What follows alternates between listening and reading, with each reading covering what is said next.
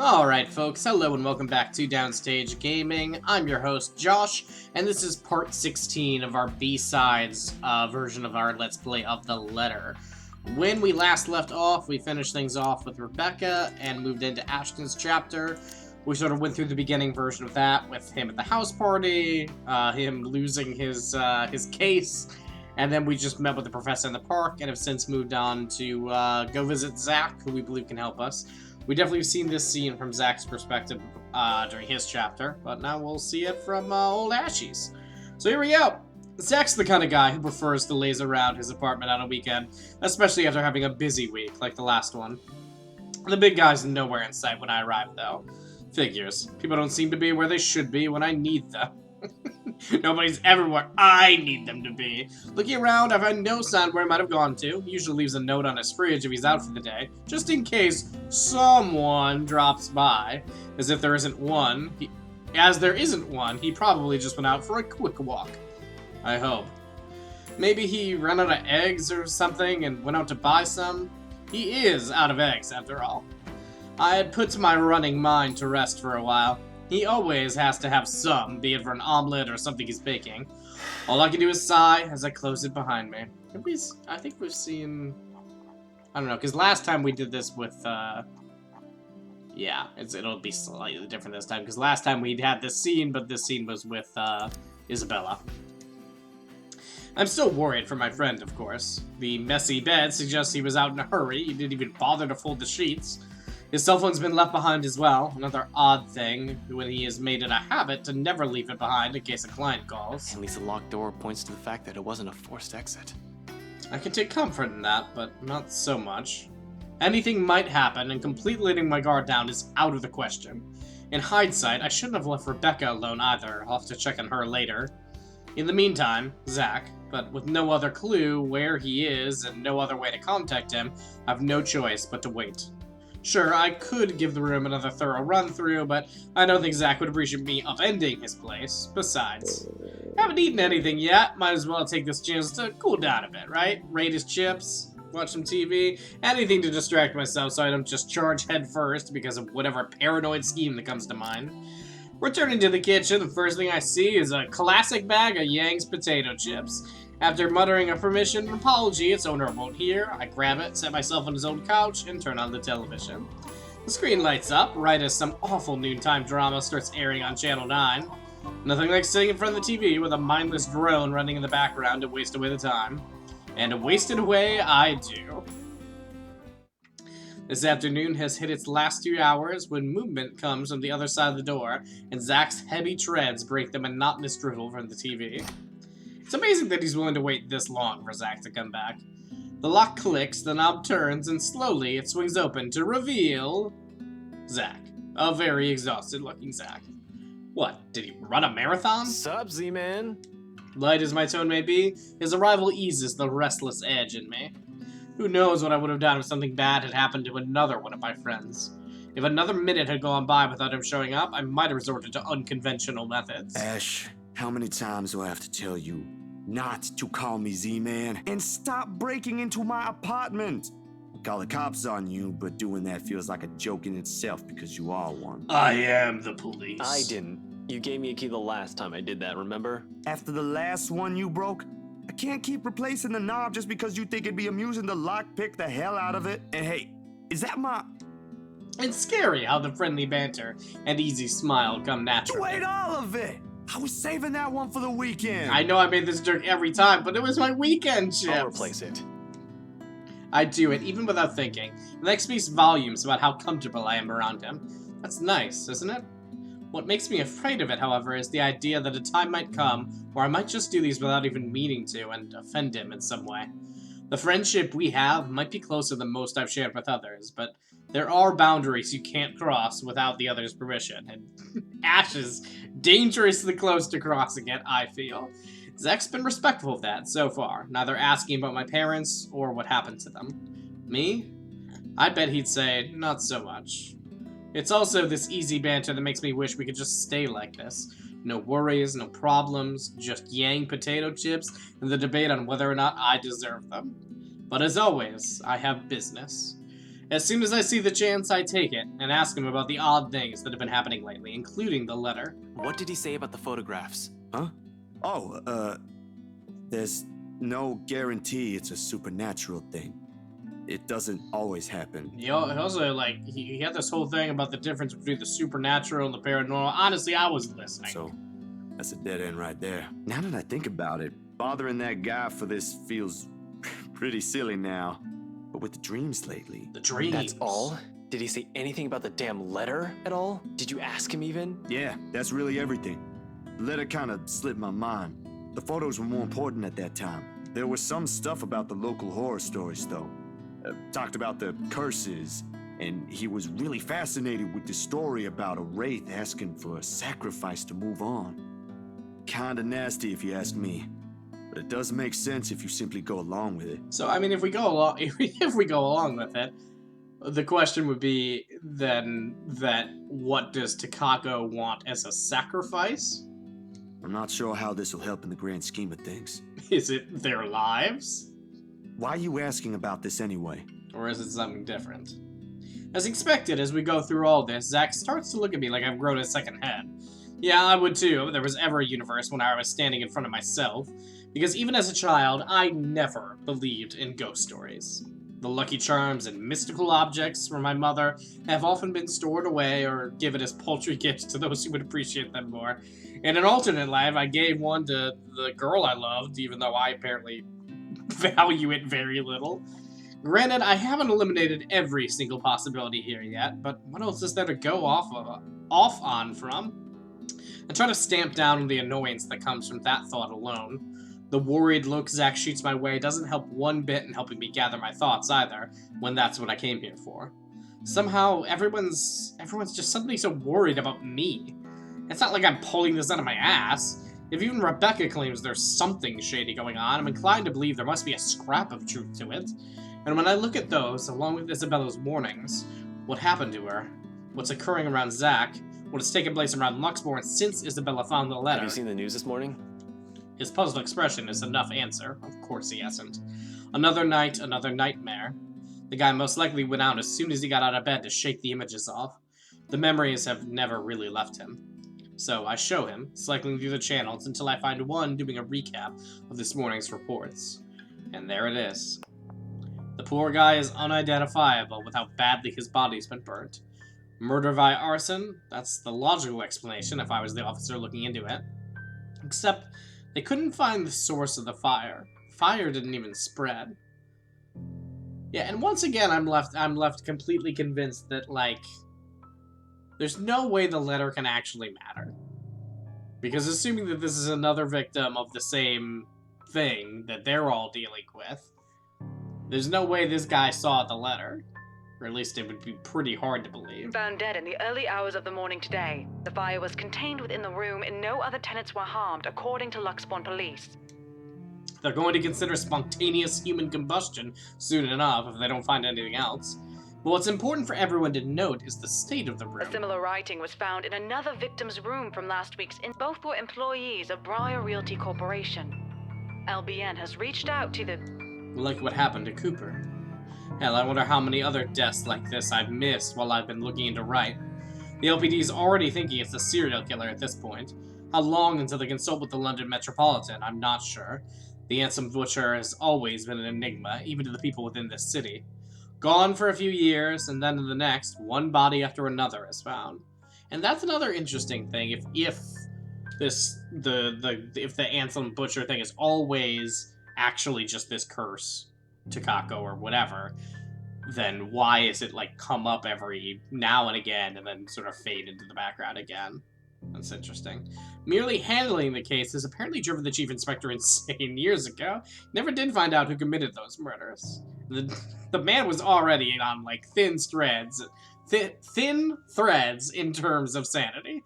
Maybe now this time. You think this is... I don't know what to think, Zack. You tell me what to think.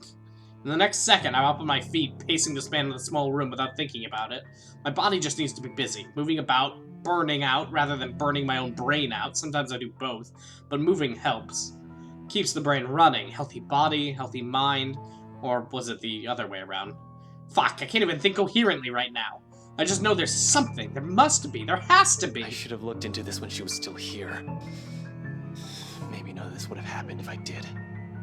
The words slip out of my mouth before I can censor them. The guilt and sorrow, feelings I won't let others even catch a glimpse of under normal circumstances, all laid bare in this one moment of weakness. Zach will say otherwise. He's always been the optimist, the one who sees the best in people. But such sentiments, or any words of comfort, won't change the truth. That a single instance of neglect and indifference has cost me someone really dear to me. Again. Zach is right to blame me for it. I'm the one who doesn't have any to be angry. We've all been given our warning that day in that desperate pleading tone of hers, and I'm the first one who brushed it off. Still, like the usual, Zach tries. A benefit of the doubt I'm not worthy of. Rebecca and I are still here. And don't count Isabella out yet. No matter what the doctor said, I want to believe she'll pull through. We'll manage, one way or another. Don't make it sound so easy. We have no idea what we're dealing with here. This is a whole fucking mess and we're in it blind. The only way to make it worse is if we start running around like a bunch of headless chickens. But I have a concrete plan now, I think. Aside from those writings, there's another thing linking most, if not all of those victims. The latter I'll still have to look deeper into, of course. However, this little detail has been bothering me since one of the investigating officers brought it up. Even the news has picked up on it. Most of the victims are employees of the same company before their untimely deaths. Are we gonna get some Seb action once again? I'm so excited if we're gonna meet Seb again. Briar Realty Corporation. However, my suspicions are mine for the moment. The details are something Zach doesn't need to know until I have something to show. It's enough that he's aware that I have an idea in mind. For his part, Z-Man doesn't push it, and nothing but a heavy silence leads my departure hours later. Seriously, Zach would probably make a more responsible officer than me if he only had the heart to join the force. We could certainly use more kind people like him. But as good as that thought is, I push all of it into the back of my mind as I head for my car. Tonight, I can't stay distracted. Alright, so let me take a look at where we're at now. Yeah. Okay, so interesting. So again, this divergence is probably the difference between is Isabella there or not. But we're still going to BRC. Interesting. Driving to BRC is a quiet affair, more so the hour-long wait for nightfall. Even with the radio blasting lively tunes, all the top hits, the place is rife with tense energy. Only a matter of minutes now. But the ticking seconds don't take away the edge, and for the 5th time, I reach out and fiddle with the radio, adjusting and turning the knobs with no real purpose. It's a nervous quirk I've developed and never bothered to correct during stakeouts. Something to keep my mind occupied during long nights. What I would give to hear Zach's, Rebecca's, or Isabella's voice right now. Scope BRC out, see if the real estate company has any information that may be of help. That's the plan. Cooper and Isabella both worked on it before. Traffic cams were useless, and those were supposed to be high def to begin with. Damn, huge waste of taxpayers' money when we can't even use it when we need it. The people at Tech have been at it since we got hold of the footage, and all they managed to salvage was a scant few seconds before she crossed the road. How does that help? Well, there must be some use in that alone. Like, maybe someone pushed her? There was no one else. She just stopped right in the middle of the road. Just right in the fucking middle. It's like there was something there that prevented her from crossing. I just don't know what. And it was her insanity. Zach, Isabella's not that stupid. There was something there. That's what made her stop, and the traffic cams didn't catch it. Something or someone. Someone was there. I mean, that is quite a jump in logic for somebody who's supposed to be logical. Sure, I could also check the station for full reports. That's the easy, semi-legal way. But I don't want to bump into Chief right now. The guys at the precinct will definitely throw me out on his orders as soon as they see me. Not that my plan right now is any better. I'm just breaking into a different place, more or less. Honestly, it's a toss-up between breaking into this office or into the Wright's mansion. As it stands, I'll have an easier time getting in here first. After all, why would someone want to break into a realty company? Been here many times before anyway, for a few casual visits when I wanted to bug Scaredy Cat. Over the years, I've more or less grown familiar with their security setup and how badly staffed they are. Plus, it's an old building. If the bankruptcy rumors are true, it just means their access protocols might also be outdated. Gives me enough confidence as I exit my car and march towards the building. There are no side entrances, unfortunately. Gonna have to do this the hard way. All things considered, though, it feels like this might go smoothly. And where do you think you're going, young man? Seb, my man, what is up? Come on, give it to me, Seb. We're old-time buddies. Hey there, sir. A nice night we're having, eh? Hello yourself. It's late. Most offices in this building have already closed up shop for the weekend. The bloke seems friendly enough, though one can't really tell from his voice alone. He might be the wary sort, for all I know. Keeping an unconcerned face and aloof air won't hurt, till I figure out how to wiggle myself out of this situation. Just come back on Monday if you have important business. He's probably been working here for a few months already, maybe around 4 to 6 months max. Otherwise, he would have recognized me at first glance. I haven't shown my face here since I've been assigned to the firm case a year ago. In the first place, none of their security officers ever lasted a year in service. The longest was around 7.5. I'll give this guy around that before he gets fired or finds a better paying job. For the moment, his too friendly attitude is almost a gift. Really? Damn. Boss man won't be too happy to hear that. Boss man? Sorry, it's my boss, Mr. John. He asked me to get a few things from his table. Important work stuff, you know. I don't know if he did it on purpose, but isn't John the first name of Isabella's actual boss at BRC? John? From Yeah. Briar Realty? The one and only. But this sucks. I didn't realize the office closes early on weekends. Shouldn't have stayed for another movie. Damn. I'm gonna get an earful later. New hire, you see? Good thing Isabella has been quite open with stories from her office, no matter how mundane they all are. Good thing I barely paid attention to her when she was talking. Granted, she rarely talks about her boss, but what I gleaned from it is enough to fabricate a decent, believable story. You new hires are always so dumb and clueless, I swear. Well, that's rude, Seb. What the hell? What happened to the old Seb? You guys come and go a lot these days, but I suppose that's because they pay you a lot less in commission than the older agents, huh? You can say that again. But it's nothing hard work can't fix. Sure, you can do that, if this branch stays afloat. Which I won't. What do you mean? You know, stuff in the news. You mean what happened with Rose Cooper? Patience is the key. I can't rush this one, or it'll get suspicious, or I might make a mistake. Besides, if I'm going to be stuck here with him for a while, I might as well try to gather as much intel as I can. He may just be a guard, someone with no real authority, but most of the time, people like him are the ones who know more than they let on. Seb is... he's got the info I need. Before that, we've got a couple of good blokes we never saw again. There was this one kid, too, Santillion? Sanchez? Santos. Isabella. Really? Those guys could have just resigned for all you know. Dunno, I only catch tidbits of stuff from over here. Though seriously, I heard the branch is getting flushed soon, but that's no excuse for anarchy. You're the third newbie he's sent running errands this week. I can't keep letting you all in after office hours. I'll get in trouble too, you know? Come on, just a few minutes. There's a long pause from his end, as if he's contemplating his options. Little push is all it needs before he gives in. You know how fickle the boss's moods can be. Well, yeah, but... Please, I really need to get those files to him tonight. Seb, I'll do anything. Alright, go ahead. Swear you young ones have no respect for authority. Use the side entrance. I've already locked up the main door. I'm not gonna open that even if you give me puppy eyes. Alright. Thanks, I owe you one. Using the side door presents a different problem, however. It needs an access card, one I don't have. I could always pry it open and use a gecko, but right under the guard's watch? There's just this one problem. What is it again? I forgot my access card. Whoopsies! I make a show facing the security cameras, pulling my empty pockets out and presenting him the sorriest look I can muster. Oh, Mr. Seb! I'm such a bozo. Bloody hell, kids these days. You know how we millennials Is are. there any way for you to... Boy, you're lucky I'm nice. I'll go and unlock the side entrance for you then. You can use my card, it's on the front desk. You'll need to beep in when you report for proper work on Monday, though. And don't forget to turn off the lights before you leave, Kate? He cuts off the connection before I can thank him. Soon the latch clicks and the side door swings open. The guard, a stout man, wearing a uniform still too loose for him, waves me over from the gap before he disappears behind this station again. Just my luck. Here I thought I'd have to use unconventional methods. Sure, I might be getting the guy in trouble. Kind of feel sorry for that, but it's not like he'll be keeping the job for long if he's always letting people in like that. If BRC doesn't have long either, he'll be job hunting sooner or later anyway. He's lucky I'm not here to hurt anyone. If I were someone with ill intentions, he might not be smiling at the end of the day.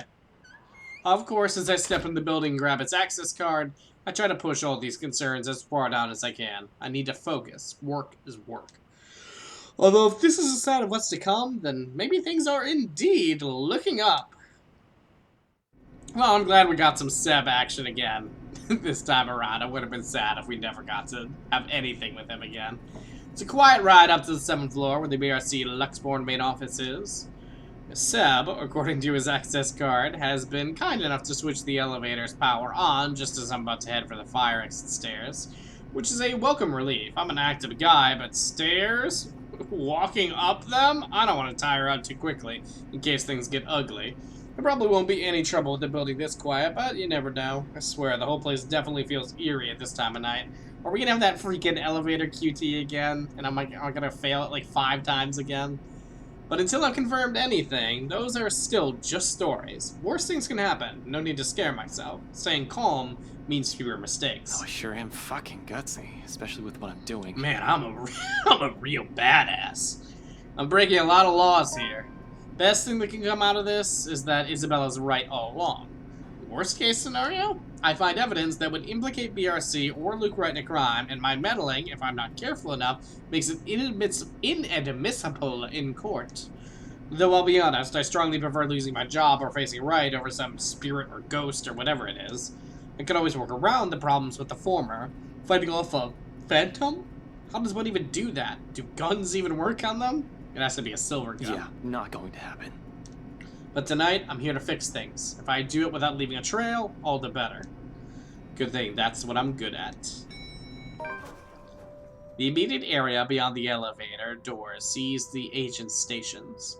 There's a lot more to the floor, of course, but the first order of business as soon as I'm in, locate the records room, and then the security. Passing the sea of cubicles, I can't help but take in everything in their office. Force of habit, for the most part. As far as I know, BRC Luxborn used to own this whole building. Offices in several floors once upon a time, when real estate is still a lucrative business for the company in this side of the country. Then, competition showed up, and suddenly, everything's not so good anymore. It only gets worse as the years went by, or so according to the rumors. Now, the branch is just this floor, despite what the huge sign in the building's facade says, and frankly, it's not too hard to believe when one looks at the state of this room right now. A number of desks have been cleared out. Personal mementos are scarce, as if the employees have gone on an exodus. That'll be the downsizing. Probably. Searching for what... Wow, whoopsies. Let's see, here we go. Searching for what I need would be a whole lot easier if Isabella were here. God, can you imagine what that would be like? Maybe she'll even tell me more about the sudden layoffs. She has always been... Focus, Frey. There's no point in whining or dwelling any longer on it. That's why I'm here in the first place. But I'm so attracted to her.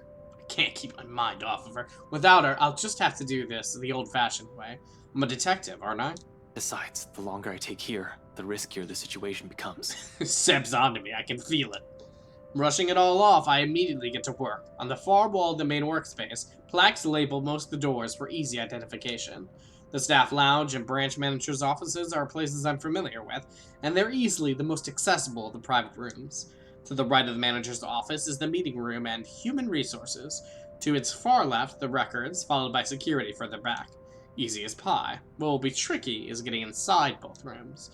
The security room first. The fact that no one has walked out when I entered means the room is either empty or their guards sound asleep. I'm banking more on the former. If they're cutting corners and firing agents, I have no doubt that they fired the guy stationed here, if they have anyone watching the monitors in the first place. It's a rather common thing for establishments, just leave security recording indefinitely, and only check the footage if something actually happens. Just to check, I press my ears against the door, listening for a sign of anyone occupying the room. After a long minute of nothing, I move back towards the records door and give its knobs a few rattles. Time to get to work. Standard lock and key.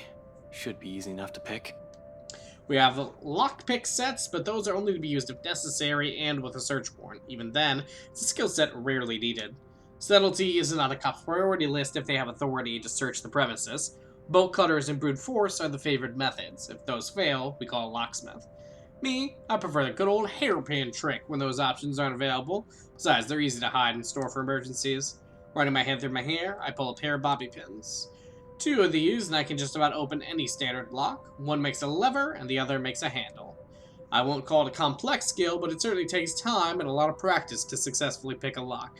Thankfully, I've played a lot of Oblivion and really gotten the hang of that minigame. Good thing I practiced with it for a bit in college years. I learned more when they're accessible and standard issue for law enforcement officer.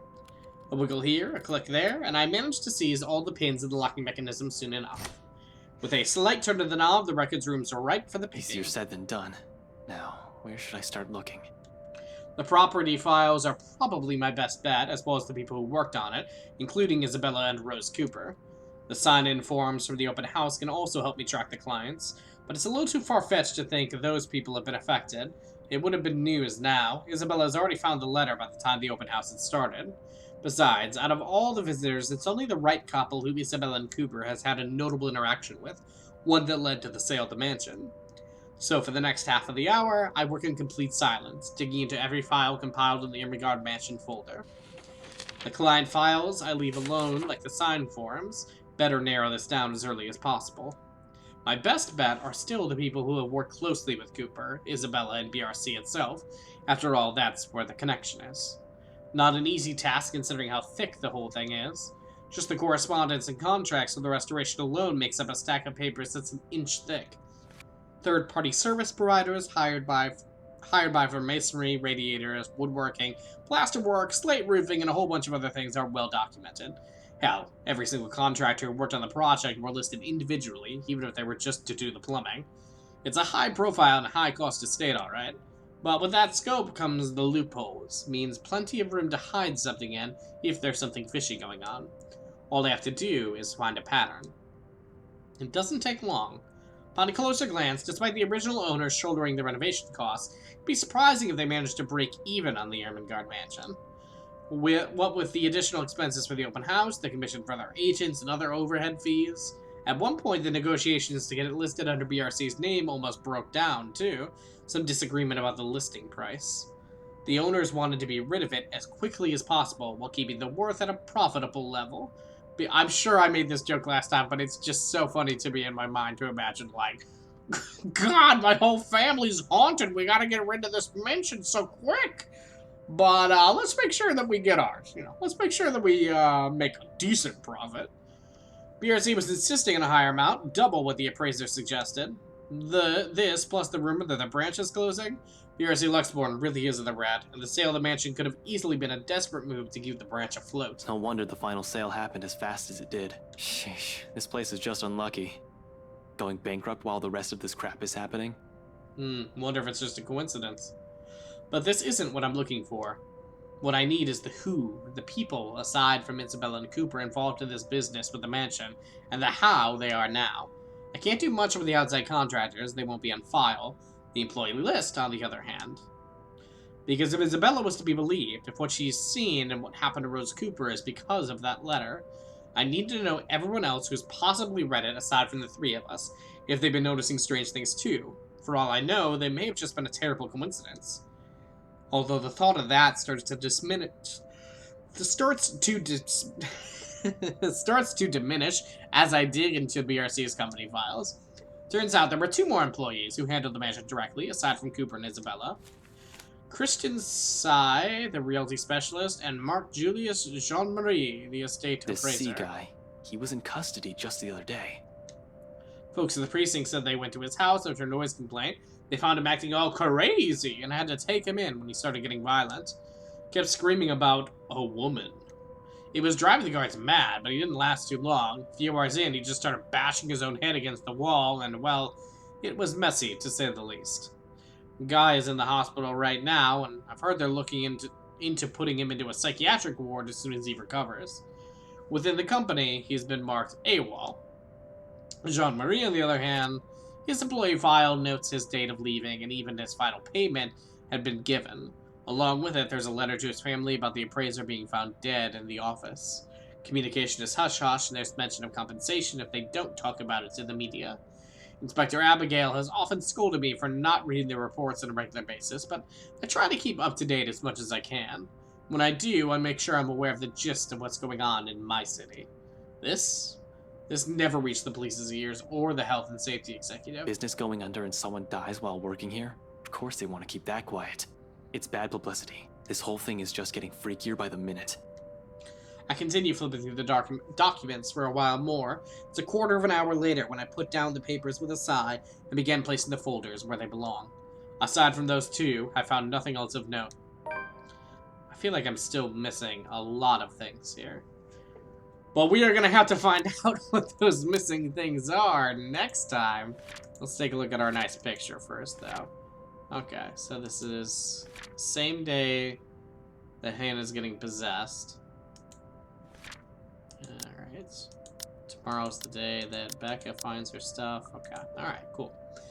Alright, well, then, folks, that's going to do it for today. This has been Downstage Gaming. I have been your host, Josh, and I will catch you all next time.